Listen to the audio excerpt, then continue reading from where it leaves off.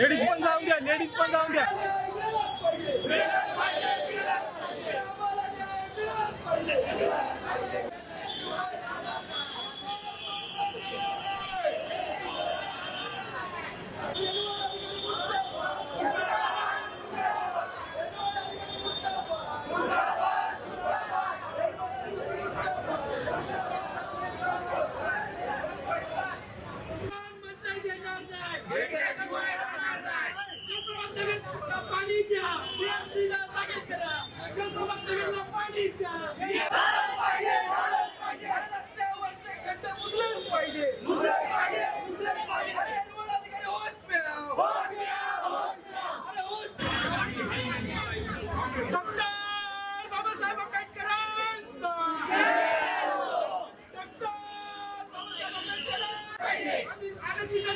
शोषणाचं काम झालंच पाहिजे.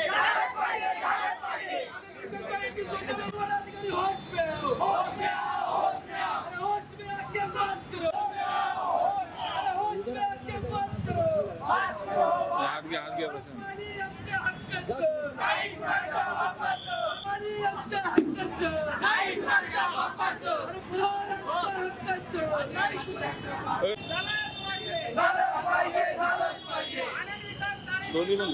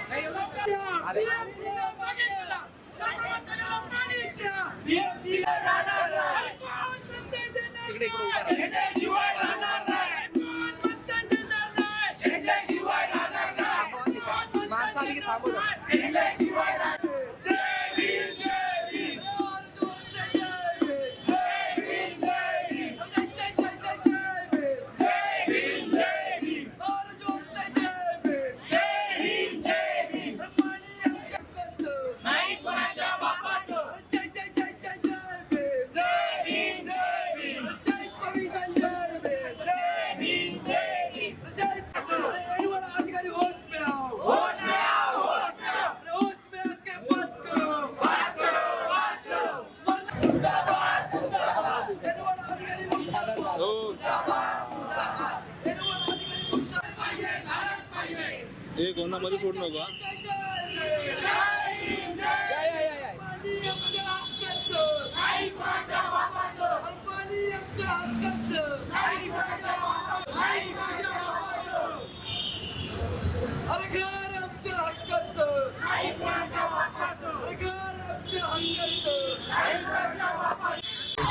वंचित बहुजन आघाडीच्या वतीने या ठिकाणी आज मोर्चा आणलेला आहे. तुम्ही रमाबाई कॉलेजच्या सगळ्या रहिवाशांनी नेमका तुमच्या काय मागण्या आहेत, काय समस्या आहेत? सर्वप्रथम तर आज या ठिकाणी हा जो मोर्चा आहे माता रमाबाई आंबेडकर नगरामधून आला आहे, या मोर्चाची इतकीच मागणी होती की आज स्वातंत्र्याला होऊन 78 वर्ष झालेले आहेत, पण माता रमाबाई आंबेडकर नगरामध्ये जलप्रभात जी विभाग आहे, जी वसाहत आहे, त्या वसाहतीला 6-6, 8-8 दिवसांनी या ठिकाणी पाणी येतं. त्याचबरोबर आनंद विकास चाळ जे आहे, आनंद विकास चाळीचं जे शौचालय आहे ते शौचालय आज 2 वर्ष झालं तोडून या ठिकाणी त्याचं कोणत्याही प्रकारचं काम या ठिकाणी या एन विभागाने केलं नाही. आणि आमची या सरकारला किंवा या एन विभागाला इतकीच मागणी होती, जर होऊन जर 78 वर्ष झालेले आहेत तर लोकांना पाण्याचं सुख आणि संडासाचं सुख देखील मिळत नाही, अशी परिस्थिती आहे. तिथे बाबासाहेबांच्या पुतळ्याच्या स्पष्टीकरण, तिथे पाणी देखील भरतं, ही देखील मागणी आहे. ऐतिहासिक पुतळा आहे तो, तिथे देखील ही अवस्था आहे, कसं पाहताय? मी हे संपूर्ण जो लोकप्रतिनिधी आहे आणि इथलं प्रशासन आहे, हे पूर्णपणे बाबासाहेब आंबेडकरांची विटंबना करण्याचंच काम यांनी चालू ठेवलेलं आहे. आपण जर पाहता की 2 महिन्यात पावसाळा येऊन ठेपलेला आहे. बाबासाहेबांच्या पुतळ्याच्या आवारामध्ये जुनी रमाबाईला एक पुतळा आहे, त्याचबरोबर माता रमाबाई आंबेडकर नगराला एक पुतळा आहे. त्या जुनी रमाबाईच्या पुतळ्याच्या इथे सांडपाणी, शौचालयाचं पाणी येऊन ठेपतं, पण प्रशासनाचं त्याच्याकडे लक्ष नाही. त्याचबरोबर रमाबाई आंबेडकर नगराचा जो पुतळा आहे, पावसा जर सुरू झाला तर त्या असंख्य पाण्याचं, सांडपाण्याचं त्या ठिकाणी जमा होतं. पण प्रशासनाला आणि शासनाला हे दिसत नाही की डॉक्टर बाबासाहेब आंबेडकरांनी या देशाचं संविधान लिहिलेलं आहे आणि त्या संविधानकर्त्याचा पुतळा आज हे नेहमी त्यांच्या विटंबनाचं स्वरूप बनलेलं आहे. आता तुम्हाला पालिका अधिकाऱ्यांनी काय शाश्वती दिली, काय सांगितलं? पुढे वंचितची काय भूमिका? आता महत्त्वाचं म्हणजे असं आम्ही इतके लोक जमलेलो आहे, हे माता रमाबाई आंबेडकर नगरामधून आलेलो आहे. महत्त्वाची भूमिका आम्ही या ठिकाणी मांडलेली आहे.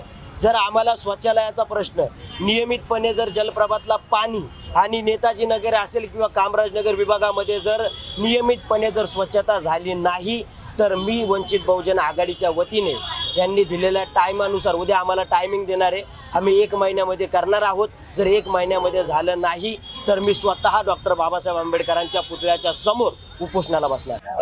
आज तुम्ही हे आंदोलन करत आहात, नेमक्या काय काय समस्या होत्या तुम्हाला आणि महिलांना किती त्रास होतो मुख्यतः? आम्हाला महिलांना त्रास होतो की संडासचा प्रॉब्लेम झाला. आमचं 2 वर्ष झाले संडास तोडलंय, त्यामुळे आम्हाला पायाचा गुडघ्याचा लई प्रॉब्लेम आहे. इकडं तिकडं आम्हाला भटकावं लागतं संडाससाठी. मग आमचं 2 वर्ष झाले संडासचा प्रॉब्लेम झाला केलाच नाही. किती जण येतात किती जण जातात, पण आमचं दखल कोण घेत नाही. आता काय सांगितलं पालिकेला? आता काय सांगितलं आता बघू पालिका काय निरोप देते, आम्हाला सांगतात ते. काय म्हणणं आहे तुमचं, काय मागण्या आहेत, किती समस्या आहे, काय समस्या? 2 ते 2.5 वर्ष झाले शौचालयाचं काम चालू होत नाही. त्या नगरसेवक आडवं पडतात आणि त्याच्यात मच्छर जमलेत, घाण पाणी, लहान लहान मुलं साईडला आहेत, आजूबाजूला लई घाण आहे तिथे. लहान लहान मुलं, आमचं गैरसोय होती, लहान मुलं आहेत, म्हातारी माणसं, ते कुठे बाथरूमला जाणार?